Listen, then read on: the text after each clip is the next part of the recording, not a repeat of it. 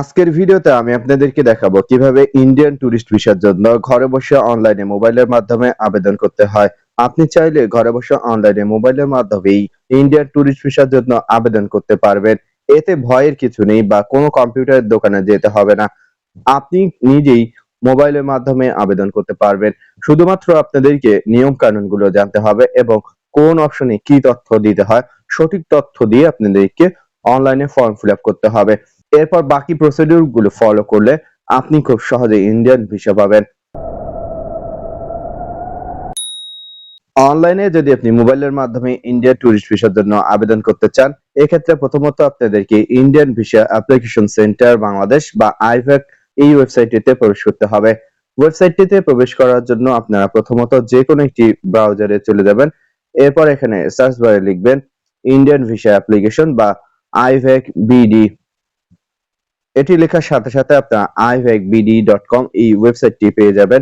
এখন আপনারা ওয়েবসাইটটিতে প্রবেশ করুন। ওয়েবসাইটটিতে প্রবেশ করার পর এ ধরনের ইন্টারফেস দেখতে পারবেন। এখানে লেখা রয়েছে অ্যাপ্লাই অনলাইন। এক্ষেত্রে আপনারা অ্যাপ্লাই করার জন্য অনলাইন ভিসা অ্যাপ্লিকেশনে ক্লিক করবেন। অনলাইন ভিসা অ্যাপ্লিকেশনে ক্লিক করলে একটি ফর্ম আপনাদেরকে দেখাবে এবং কোন কোন স্থানে কি কি ফিল আপ করবেন তা দেখাবে। এরপর অটোমেটিকলি আপনাদেরকে নিয়ে যাওয়া হবে অনলাইন ভিসা অ্যাপ্লিকেশন অ্যাপ্লাই বাটনে। এখন আপনারা নতুন একটি অনলাইন ভিসা অ্যাপ্লিকেশন নামে অপশন দেখতে পারবেন, এখানে ক্লিক করবেন। অনলাইন ভিসা অ্যাপ্লিকেশনে ক্লিক করার পর এখন আপনাদেরকে ধাপে ধাপে বিভিন্ন তথ্য দিতে হবে, যেমন আপনার ব্যক্তিগত তথ্য, আপনার পাসপোর্টের তথ্য এবং অন্যান্য তথ্য। আপনি ইন্ডিয়া ট্যুরিস্ট ভিসা নিয়ে কোথায় যাবেন, কোন স্থানে যাবেন, এই সমস্ত তথ্য আপনাদেরকে ধাপে ধাপে ফিল আপ করতে হবে। মনে রাখবেন যদি কোথাও কোনো ভুল হয়ে থাকে সেক্ষেত্রে কিন্তু আপনি আর ইন্ডিয়ান ট্যুরিস্ট ভিসা পাবেন না এবং আপনার আবেদনটি যদি অসম্পূর্ণ হয় সেক্ষেত্রে 90 দিনের জন্য আপনি আর আবেদন করতে পারবেন না। তাই অবশ্যই কেয়ারফুলি সমস্ত অপশন ফিল আপ করবেন ধীরে ধীরে এবং কোথাও যাতে কোনো বানান ভুল না হয়। প্রথমত আপনারা কান্ট্রি সিলেক্ট করবেন। যেই অপশনগুলো খুব সহজ এবং যে অপশনগুলো আপনারা ইজিলি বুঝতে পারবেন সেগুলো আমি খুব দ্রুত করছি, কেননা ইন্ডিয়ান ট্যুরিস্ট ভিসা করতে গেলে অনেক সময়ের ব্যাপার রয়েছে। এখান থেকে আপনি কান্ট্রি সিলেক্ট করবেন। এরপর ইন্ডিয়ান মিশন এই অপশনটিতে ক্লিক করে এখানে 5টি আইভ্যাক সেন্টার রয়েছে বা 5টি মিশন রয়েছে। এখান থেকে আপনার বর্তমান ঠিকানা অনুযায়ী ইন্ডিয়ান মিশন সিলেক্ট করবেন। আমি এখান থেকে বাংলাদেশ ঢাকা সিলেক্ট করছি। এরপর এখানে থেকে ন্যাশনালিটি সিলেক্ট করবেন। এরপর এখানে আপনার জন্ম তারিখ সিলেক্ট করবেন।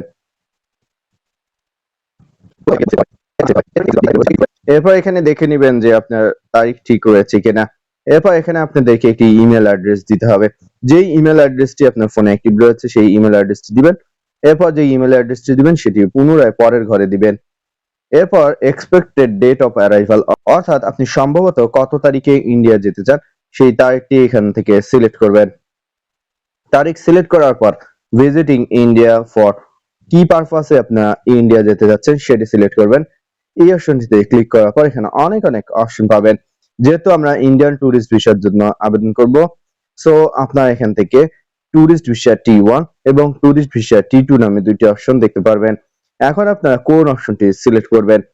মূলত ইন্ডিয়ান ট্যুরিস্ট ভিসা কিছুদিন আগে চালু হয়েছে এবং T1 যে ক্যাটাগরি রয়েছে সেই ক্যাটাগরিতে মূলত যদি আপনি কোনো ভ্রমণে যান ইন্ডিয়াতে বা ঘুরতে যান বা কোনো আত্মীয় স্বজনের বাসায় ঘুরতে যান, কোনো বন্ধু বান্ধবের বাসায় ঘুরতে যান, কিংবা কোনো সেমিনার রয়েছে, কোনো সভা বা কোনো অনুষ্ঠান রয়েছে, সেটা হতে পারে আপনার গানের অনুষ্ঠান, নাচের অনুষ্ঠান কিংবা অফিসিয়াল কোনো অনুষ্ঠান, এবং শর্ট টাইমে যদি কোনো প্রোগ্রাম থাকে সেগুলোতে অ্যাটেন্ড করার জন্য আপনারা Indian tourist visa T1 button select করতে পারেন। পাশাপাশি যদি আপনি শর্ট টাইম মেডিকেল ট্রিটমেন্টের জন্য যান, অল্প সময়ের জন্য, বা কোনো ভাষা শেখার জন্য যান বা কোনো কোর্স করার জন্য যান, সেক্ষেত্রে আপনারা এই T1 ক্যাটাগরি সিলেক্ট করতে পারেন। এবং এখানে দেখতে পাচ্ছেন ম্যাক্সিমাম 6 মাসের জন্য আপনাদেরকে এই ট্যুরিস্ট ভিসা দেয়া হতে পারে। পাশাপাশি আপনার চাহিদা অনুযায়ী এবং আপনার ফর্ম ফিল আপের ধরন অনুযায়ী তারাই মূলত আপনাকে কত মাসের জন্য বা কত বছরের জন্য ভিসা প্রদান করবেন সেটি তারাই বুঝবেন। পাশাপাশি এখানে আরেকটি ট্যুরিস্ট ভিসা T2 অপশন রয়েছে। এটি শুধুমাত্র যারা মাউন্টেনিং করার জন্য যাবেন শুধুমাত্র তাদের জন্যই। সো আপনারা T1 অপশনটি সিলেক্ট করবেন। এরপর এখানে দেখতে পাচ্ছেন যে একটি ক্যাপচা কোড রয়েছে। এই কোডটি এখানে সঠিকভাবে টাইপ করবেন। ছোট হাতের হলে ছোট হাতের, বড় হাতের হলে বড় হাতের, অর্থাৎ এখানে যেরকম ভাবে দেওয়া আছে হুবহু আপনাদেরকে সেরকম ভাবেই টাইপ করতে হবে। সঠিকভাবে টাইপ করার পর এখানে কন্টিনিউ বাটনে ক্লিক করবেন। কন্টিনিউ বাটনে ক্লিক করার পর এখন আপনাদেরকে অ্যাপ্লিকেশন ডিটেইলস ফর্ম দেওয়া হবে এবং অ্যাপ্লিকেশন ফর্মটি এখন আপনাদেরকে ফিল আপ করতে হবে। অ্যাপ্লিকেশন ফর্মটি ফিল আপ করার সময় এখানে অবশ্যই পাসপোর্ট অনুযায়ী সমস্ত তথ্য দিবেন। প্রথমত এখানে সারনেম দিতে হবে। এই পাসপোর্টে যে সারনেম রয়েছে সেটি এখানে দিবেন। এরপর এখানে গিভেন নেম দিতে হবে। যেই স্টার মার্ক গুলো রয়েছে, যেই অপশনগুলোতে স্টার চিহ্নিত অপশন রয়েছে সেগুলো অবশ্যই ফিল আপ করতে হবে এবং যেগুলোতে স্টার মার্ক নেই সেগুলো না ফিল আপ করলে হবে। তবে অবশ্যই আপনাদেরকে পাসপোর্ট অনুযায়ী যদি সারনেম গিভেন নেম থাকে সেটি দিতে হবে। এরপর এখানে have you ever change your name, অর্থাৎ আপনি কি আপনার নাম যেটি রয়েছে পাসপোর্টে সেটি পরিবর্তন করতে চান? যদি পরিবর্তন করতে চান এখানে টিক মার্ক দিবেন। এখানে শুধুমাত্র তারাই টিক মার্ক দিবেন যারা অলরেডি নাম সংশোধনের জন্য বা পাসপোর্টের নাম সংশোধনের জন্য আবেদন করেছেন, অন্যথায় এখানে টিক মার্ক দেওয়ার দরকার নেই। এরপর এখানে জেন্ডার সিলেক্ট করবেন। জেন্ডার সিলেক্ট করার পর এখানে আপনার ডেট অফ বার্থ অটো চলে আসবে, যেটি আপনি পূর্বেই দিয়েছিলেন। এরপর টাউন বা সিটি অফ বার্থ, অর্থাৎ আপনার জন্মস্থানের তথ্য এখানে দিতে হবে। আপনি কোন ডিস্ট্রিক্টে জন্মগ্রহণ করেছেন সেটি এখানে লিখে দিবেন। এরপর এখানে নিচে দেখতে পারবেন কান্ট্রি আর রিজিয়ন অফ বার্থ। এরপর আপনি কোন দেশে জন্মগ্রহণ করেছেন সেটি এখানে সিলেক্ট করবেন। এরপর এখানে ন্যাশনাল আইডি কার্ডের নাম্বার বা আপনার এনআইডি কার্ডের নাম্বারটি দিতে হবে। এরপর এখানে আপনার ধর্ম সিলেক্ট করবেন। ধর্ম সিলেক্ট করার পর নিচে আপনার ভিজিবল আইডেন্টিফিকেশন মার্ক সিলেক্ট করবেন, অর্থাৎ আপনার কি স্পেশাল কোনো চিহ্ন রয়েছে যেটি দেখলেই আপনাকে বোঝা যাবে। যেমন হয়তোবা আপনি একটি পা নেই, অথবা আপনি হয়তোবা অন্ধ, বা আপনি প্রতিবন্ধী টাইপের, বা আপনার কোনো ধরনের কোনো সিম্বল রয়েছে যেটি দেখলেই একজন ব্যক্তি বুঝতে পারবে যে আপনি এই ব্যক্তি। সো এই ধরনের কোনো স্পেশাল যদি চিহ্ন আপনার শারীরিকগতভাবে থাকে সেক্ষেত্রে আপনি এখানে লিখে দিবেন, অন্যথায় এখানে নো লিখে দিবেন। যদি আপনার হালকা পাতলা কোনো চিহ্ন থাকে সেক্ষেত্রে এখানে নো অপশনটি সিলেক্ট করা ভালো বা নো লিখে দেওয়া ভালো। এরপর এখানে আপনার এডুকেশনাল কোয়ালিফিকেশন সিলেক্ট করবেন। এখানে সিলেক্ট এডুকেশন এই অপশনটিতে ক্লিক করে আপনার এডুকেশনাল কোয়ালিফিকেশন সিলেক্ট করবেন। এরপর এখানে আপনি জন্মগতভাবে বাংলাদেশী কিনা বা জন্মগতভাবে কোন দেশে সেটি এখান থেকে সিলেক্ট করবেন। সিলেক্ট অপশন ক্লিক করার পর এখানে বাই বার্থ অপশন সিলেক্ট করবেন যদি আপনি জন্মগতভাবে বাংলাদেশী হয়ে থাকেন। এরপর এখানে আপনার পাসপোর্টের তথ্য দিতে হবে। প্রথমত এখানে আপনার পাসপোর্টের নাম্বারটি দিতে হবে এবং এরপর এখানে প্লেস অফ ইস্যু, এরপর ডেট অফ ইস্যু, এরপর ডেট অফ এক্সপায়ারি, যেটি আপনার পাসপোর্টে কিন্তু লেখা থাকে, তাই আপনার পাসপোর্ট দেখে আপনারা সঠিকভাবে পাসপোর্ট ডিটেইলস দিয়ে দিবেন। এরপর any other valid passport or identification certificate or IC held, অর্থাৎ অন্য কোনো পাসপোর্ট আপনার রয়েছে কিনা এটি ব্যতীত, সেক্ষেত্রে যদি থেকে থাকে এখানে ইয়েস অপশন সিলেক্ট করবেন এবং যদি না থেকে থাকে এখানে নো অপশনটি সিলেক্ট করবেন। যদি আপনি নো অপশন সিলেক্ট করেন সেক্ষেত্রে নিচে আর কোনো কিছু দেওয়ার দরকার নেই। তবে যদি আপনি ইয়েস সিলেক্ট করেন সেক্ষেত্রে অনেকের আমেরিকার পাসপোর্ট থাকতে পারে, অনেকের ইতালির পাসপোর্ট থাকতে পারে।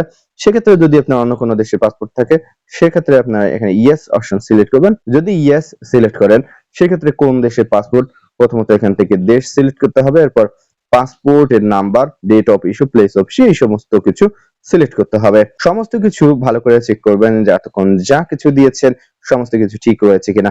সমস্ত কিছু ঠিক থাকলে সেভ এন্ড কন্টিনিউ বাটনে ক্লিক করবেন। এখন আপনাদেরকে ফ্যামিলি ডিটেইলস ফর্ম দেওয়া হবে এবং ফ্যামিলি ডিটেইলস ফর্ম এখানে ফিল আপ করতে হবে। ফ্যামিলি ডিটেইলস এসে এখন আপনার প্রেজেন্ট অ্যাড্রেস বা বর্তমান ঠিকানা এখানে লিখতে হবে। এরপর স্থায়ী ঠিকানা এখানে লিখতে হবে। বর্তমান ঠিকানা এখানে হাউস নাম্বার বা স্ট্রিট, অর্থাৎ আপনার বাসা নাম্বার বা রোড নাম্বার থাকলে এখানে লিখবেন। যদি গ্রামে বসবাস করে থাকেন সেক্ষেত্রে গ্রামের নামটি এখানে লিখে দিবেন। এবার ভিলেজ, টাউন বা সিটির নাম এখানে লিখে দিবেন। এরপর এখান থেকে কান্ট্রি সিলেক্ট করবেন। কান্ট্রি সিলেক্ট করার পর এখান থেকে ডিস্ট্রিক্ট লিখে দিবেন বা স্টেট বা প্রভিন্স লিখে দিবেন। এরপর এখানে পোস্টাল কোড লিখে দিবেন। এরপর এখানে একটি ফোন নাম্বার দিবেন। যেহেতু আমাদের অনেকের ফোন নাম্বার থাকে না, মোবাইল নাম্বার থাকে, সেক্ষেত্রে এখানে +88 দিবেন। এরপর 01 বাকি আপনার যে মোবাইল নাম্বার আছে বা সেটি দিবেন। এরপর এখানে মোবাইল নাম্বার অপশন রয়েছে, একই মোবাইল নাম্বারটি এখানে দিবেন। প্রথমত এখানে আইএসডি কোড সিলেক্ট করবেন। আইএসডি কোডে ক্লিক করার পর এখান থেকে বাংলাদেশ সিলেক্ট করবেন। এরপর এখানে আপনার বাকি 10 ডিজিটের নাম্বারটি দিয়ে দিবেন। এরপর এখানে আপনি যে বর্তমান ঠিকানাটি দিয়েছেন সেটি যদি আপনার স্থায়ী ঠিকানা হয়, অর্থাৎ বর্তমান ঠিকানা এবং স্থায়ী ঠিকানা যদি একই হয়ে থাকে, সেক্ষেত্রে এখানে জাস্ট একটি টিক মার্ক দিবেন। আদারওয়াইজ যদি অন্য হয়ে থাকে সেক্ষেত্রে এখানে টিক মার্ক দিবেন না। এখানে পুনরায় আপনার হাউস নাম্বার বা স্ট্রিট অ্যাড্রেস দিবেন। এরপর আপনি ভিলেজ এবং ডিস্ট্রিক্টটি এখানে লিখে দিবেন, যেটি আপনার স্থায়ী ঠিকানা। এরপর এখানে আপনার ফাদার্স ডিটেলস এবং মাদার ডিটেলস দিতে হবে, অর্থাৎ আপনার পিতা মাতার তথ্য দিতে হবে। এখানে প্রথমত আপনার বাবার নাম লিখবেন। এরপর এখানে আপনার বাবার ন্যাশনালিটি কি সেটি সিলেক্ট করবেন। ন্যাশনালিটি সিলেক্ট করার পর এখানে আপনার বাবার রিজিয়ন সিলেক্ট করবেন। এরপর আপনার বাবার প্লেস অফ বার্থ বা জন্মস্থান সিলেক্ট করবেন। এরপর এখানে কান্ট্রি সিলেক্ট করবেন।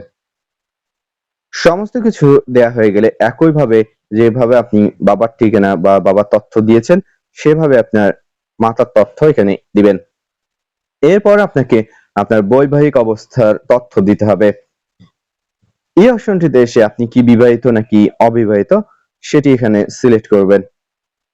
যদি আপনি বিবাহিত হয়ে থাকেন সেক্ষেত্রে মেরিট দিবেন এবং মেরিট দিলে এখানে আপনার স্বামী অথবা স্ত্রীর নাম লিখতে হবে, তার ন্যাশনালিটি এবং অন্যান্য তথ্য দিতে হবে যেভাবে পিতামাতার তথ্য দিয়েছিলেন।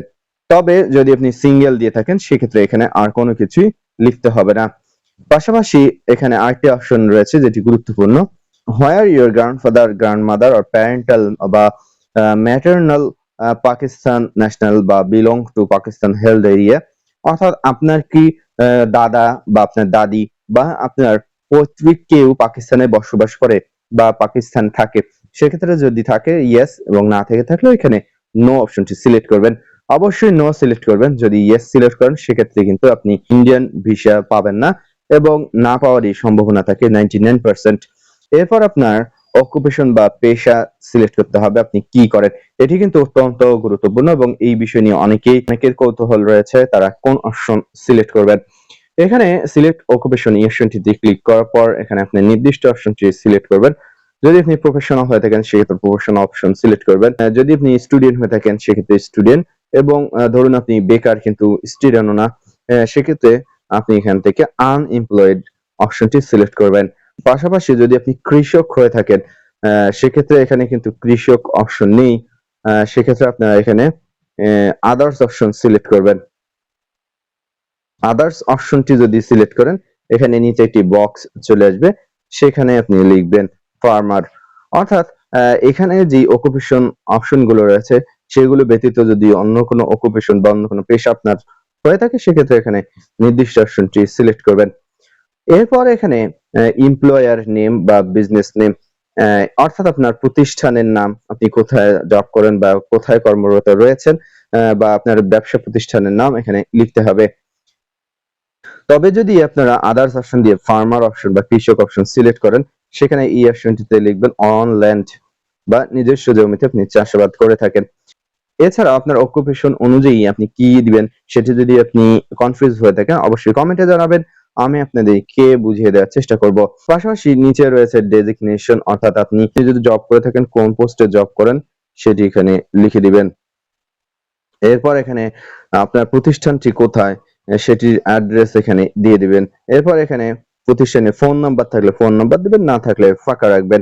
পাশাপাশি পূর্বে আপনি অন্য কোনো পেশায় নিয়োজিত ছিলেন কিনা সেটি এখান থেকে সিলেক্ট করবেন। যদি পূর্বে অন্য কোনো পেশায় না থেকে থাকেন সেক্ষেত্রে এখানে ফিল আপ করার দরকার নেই। এরপর are you in a military or semi military police or security organization, অর্থাৎ আপনি কি প্রশাসনের কোনো চাকরিরত অবস্থায় রয়েছেন বা আপনি কি পুলিশ বা আপনি কি কোনো সিকিউরিটি অর্গানাইজেশনে জড়িত রয়েছেন। যদি আপনি এ ধরনের কোনো পার্সন হয়ে থাকেন সেক্ষেত্রে ইয়েস দিবেন এবং আপনি কোন প্রতিষ্ঠানে রয়েছেন, ডেজিগনেশন কি, র‍্যাঙ্ক কি এবং কোথায় পোস্টিং এ আছেন সেইগুলো অপশন এখানে লিখে দিতে হবে। অন্যথায় যদি না হয়ে থাকেন এখানে নো অপশনটি সিলেক্ট করবেন। সমস্ত কিছু তথ্য দেওয়া হয়ে গেলে আবারও আপনি ভালো করে চেক করবেন, দেন আপনার সেভ এন্ড কন্টিনিউ বাটনে ক্লিক করবেন। সেভ এন্ড কন্টিনিউ অপশনে ক্লিক করার পর এখন আপনাকে ভিসা ডিটেলস দিতে হবে। আপনি কোথায় যাবেন, কেন যাবেন, কার সাথে যাবেন কিংবা কোথায় গিয়ে কোন আত্মীয়র সাথে দেখা করবেন কোন প্লেসে ঘুরতে যাবেন, সমস্ত কিছু তথ্য এখন আপনাকে দিতে হবে। এখন আপনাকে কি জন্য ইন্ডিয়ান ট্যুরিস্ট ভিসা করতে যাচ্ছেন সেটি তথ্য দিতে হবে। প্রথমত টাইপ অফ ভিসা, এখানে ট্যুরিস্ট ভিসা দেয়া রয়েছে যেটি আপনি পূর্বে সিলেক্ট করেছিলেন।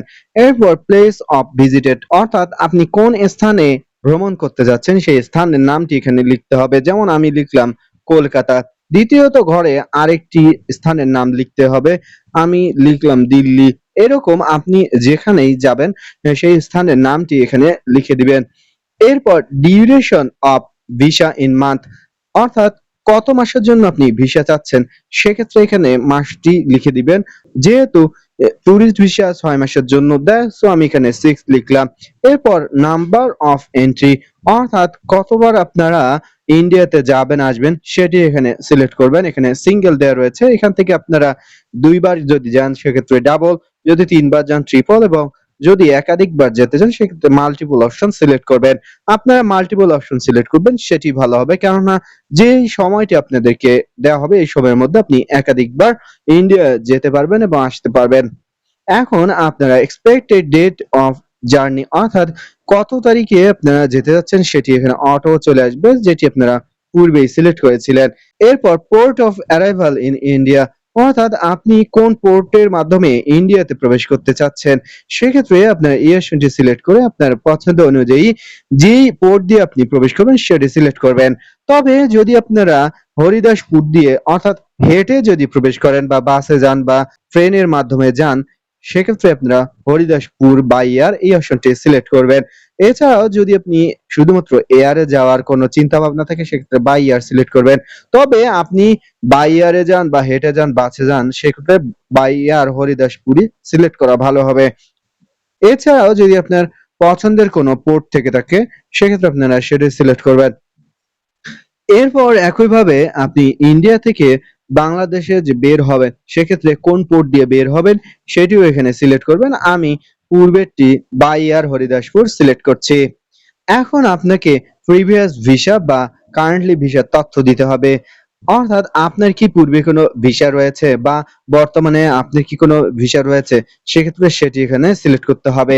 Have you ever visited in India before, অর্থাৎ আপনি কি পূর্বে কখনো ইন্ডিয়া ভিজিট করেছিলেন, যদি করে থাকেন ইয়েস সিলেক্ট করবে এবং না করে থাকলে নো সিলেক্ট করবেন।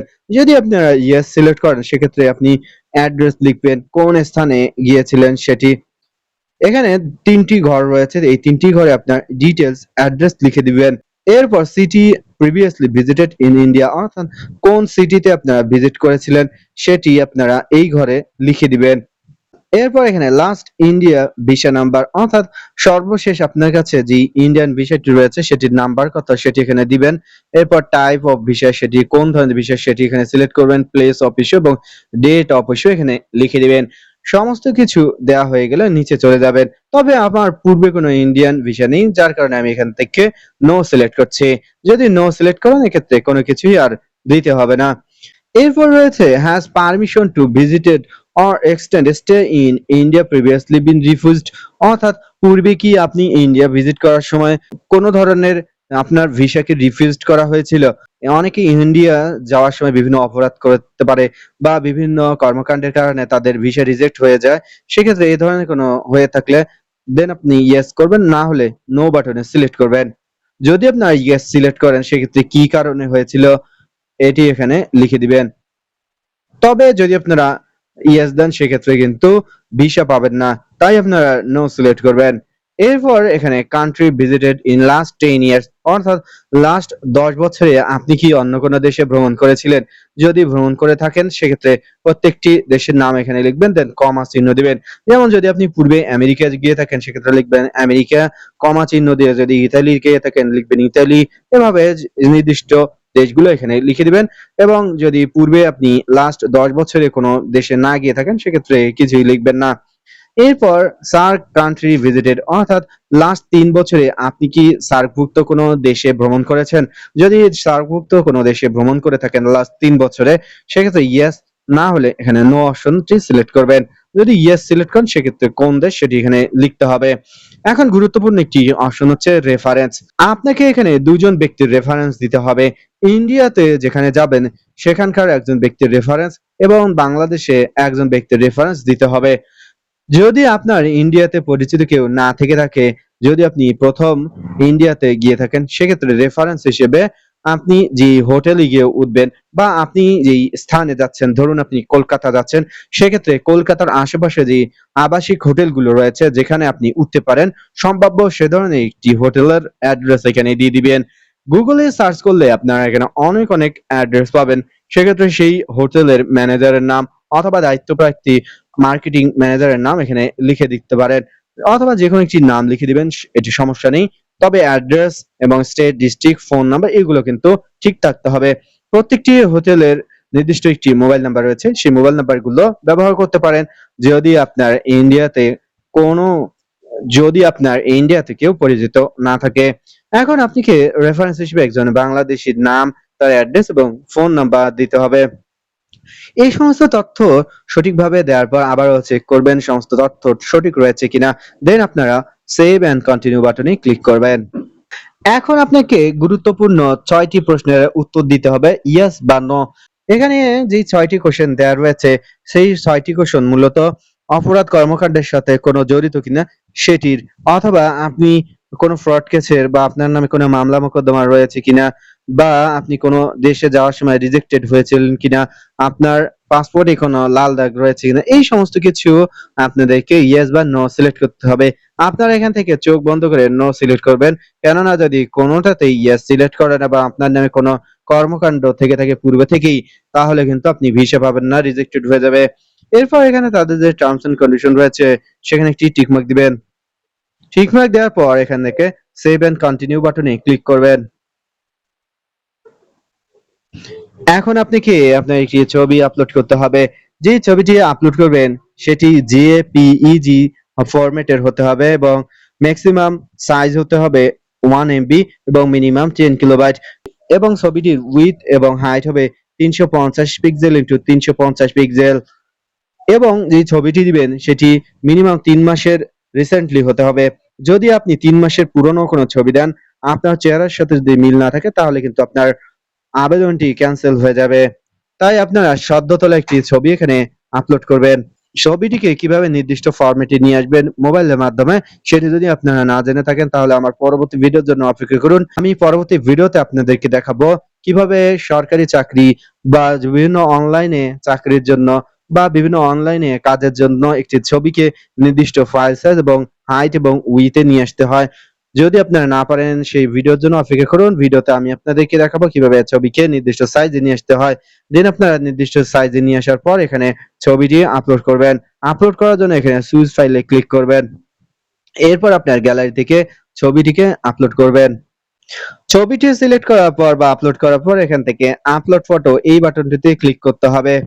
আপলোড ফটো বাটনে ক্লিক করলে আপনার ছবিটি এভাবে দেখাবে। যদি আপনি ক্রপ করতে চান, ক্রপ করতে পারবেন। আর যদি ক্রপ করতে না চান, এখান থেকে ক্রপ অ্যান্ড সেভ এই অপশনটিতে ক্লিক করবেন। এরপর এখান থেকে পুনরায় সেভ অ্যান্ড কন্টিনিউ অপশনে ক্লিক করবেন। সেভ অ্যান্ড কন্টিনিউ অপশনে ক্লিক করার পর এখন আপনাকে পাসপোর্টের তথ্য পাতার ছবি আপলোড করতে হবে।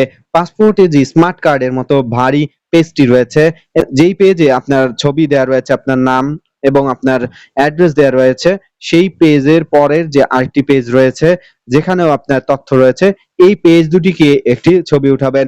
পেজ দুটিকে একটি ছবিতে নিয়ে আসার পর এই পেজ দুটি একই সঙ্গে আপনাদেরকে আপলোড করতে হবে। যে ফাইলটি আপলোড করবেন সেটির মিনিমাম সাইজ হবে 10 কিলোবাইট এবং ম্যাক্সিমাম হবে 500 কিলোবাইট, এবং আপনার ছবিটিকে অবশ্যই পিডিএফ এ রূপান্তরিত করতে হবে। দেন এখানে আপলোড করতে হবে। যদি আপনি না জেনে থাকেন কিভাবে একটি ছবিকে পিডিএফ এ রূপান্তরিত করতে হয়, তাহলে আমার পরবর্তী ভিডিওর জন্য অপেক্ষা করুন। পরবর্তী ভিডিওতে আমি আপনাদেরকে দেখাবো কিভাবে একটি ছবিকে পিডিএফ ফাইলে রূপান্তরিত করতে হয়। এখন আপনারা পিডিএফ ফাইলটি আপলোড করবেন।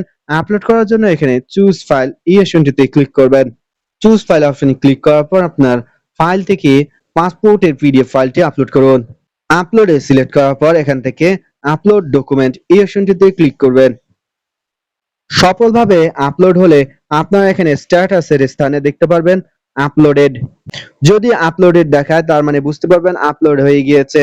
এরপর আপনারা এখান থেকে তাদের যে টার্মস এন্ড কন্ডিশন রয়েছে এখানে একটি টিক মার্ক দিয়ে দিবেন। টিক মার্কটি দেওয়ার পর এখান থেকে কনফার্ম বাটনে ক্লিক করবেন। কনফার্ম অপশনে ক্লিক করার পর এখন আপনাকে পুনরায় place name of hotel, address of place hotel এবং অন্যান্য তথ্য দিতে হবে। অর্থাৎ আপনি ইন্ডিয়াতে গিয়ে কোন হোটেলে উঠবেন সেই হোটেলের নাম, সেই হোটেলের অ্যাড্রেস, সেই হোটেল কোন স্টেটে এবং কোন ডিস্ট্রিক্টের আন্ডারে সেটি দিতে হবে এবং সেই হোটেলের ফোন নাম্বারও এখানে দিতে হবে। সমস্ত তথ্য দেওয়া হয়ে গেলে দেন আপনি এখানে কন্টিনিউ অপশনে ক্লিক করবেন। কন্টিনিউ অপশনে ক্লিক করার পর এখন আপনাকে আপনার সমস্ত তথ্য দেখাবে এতক্ষণ ধরে আপনি যে তথ্যগুলো ফিল আপ করেছেন। সমস্ত তথ্য আবারও ভালো করে চেক করবেন। যদি কোনো সমস্যা পান সেক্ষেত্রে এখানে নিচে মডিফাই বাটনে ক্লিক করে সেই তথ্যটি ঠিক করে দিবেন। অন্যথায় সমস্ত কিছু ঠিক থাকলে দেন আপনার ভেরিফাই অ্যান্ড কন্টিনিউ বাটনে ক্লিক করবেন। এখন আপনার আবেদন কমপ্লিট হয়ে যাবে এবং সাথে সাথে একটি ওয়েব ফাইল ডাউনলোড হয়ে যাবে। এই ওয়েব ফাইলটি দিয়ে পরবর্তীতে আপনাদেরকে অ্যাপয়েন্টমেন্টের ডেট নিতে হবে বা শিডিউল নিতে হবে। দর্শক এছাড়াও এখানে একটি অ্যাপ্লিক্যান্ট নেম এবং অ্যাপ্লিক্যান্ট আইডি দেখতে পারবেন। এই পেজটি একটি স্ক্রিনশট দিয়ে নেবেন। পাশাপাশি অটোমেটিক্যালি ডাউনলোড না হলে এখানে প্রিন্ট ফর্ম এই অপশনটিতে ক্লিক করলেও আপনারা ওয়েব ফাইলটি ডাউনলোড করতে পারবেন। দর্শক এভাবেই কিন্তু আপনি খুব সহজে মোবাইলের মাধ্যমে ইন্ডিয়ান টুরিস্ট ভিসার জন্য আবেদন করতে পারবেন। পরবর্তী ভিডিওতে আমি আপনাদেরকে দেখাবো কিভাবে ওয়েব ফাইল আপলোড করে অ্যাপয়েন্টমেন্ট ডেট নিতে হয়। পরবর্তী ভিডিও দেখার আমন্ত্রণ জানিয়ে আজকের মতো এখানেই বিদায় নিব। আল্লাহ হাফেজ।